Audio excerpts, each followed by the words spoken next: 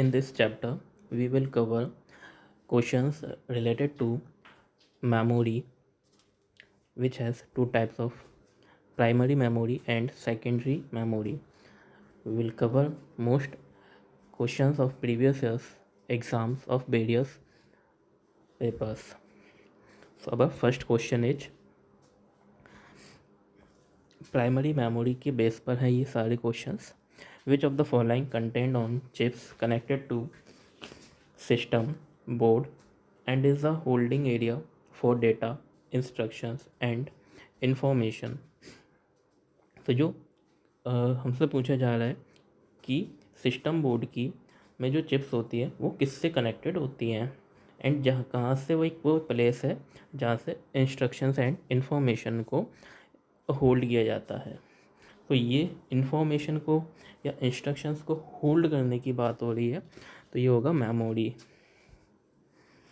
Such a chip is called a memory chip which is attached to the system board as well as stores the data to be processed and the data processing instructions.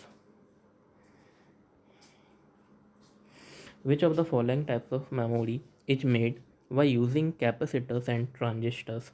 Capacitors और transistors का use करके किस type की memory को बनाया जाता है? तो ये हो जाएगा हमारा DRAM for dynamic random access memory. Dynamic random access memory जो है एक टाइप है सेमीकंडक्टर मेमोरी का. सेमीकंडक्टर हमने प्रीवियसली स्टडी किया है. ये बना होता है सिलिकॉन से या फिर जर्मेनियम या गैलियम आर्सेनाइड. ये दो एलिमेंट्स होते हैं.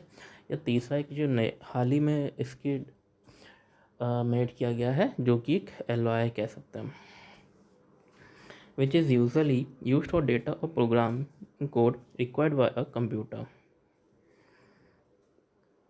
processor to function. It is formed by using capacitors and transistors, which is a type of digital memory. तो DRAM को जो है इसको कैपेसिटर्स एंड ट्रांजिस्टर्स का यूज़ करके बनाया जाता है जो कि डिजिटल मेमोरी का एक टाइप है. एंड ये डेटा को टेम्पररीली स्टोर करता है and regular application is required to retain the data permanently. So before more questions को स्टडी करने से पहले एक बार हम शॉर्ट में मेमोरी एंड इसके डिफरेंट वेरियस टाइप्स को स्टडी करते हैं. तो स्टार्ट करते हैं हम मेमोरी से. मेमोरी क्या है? तो फर्स्ट ऑफ ऑल मेमोरी किसी भी कंप्यूटर में यूज़ होती है डेटा को, इंस्ट्रक्शंस को या इंफॉर्मेशन को परमानेंटली या टेम्पररी स्टोर करने के लिए.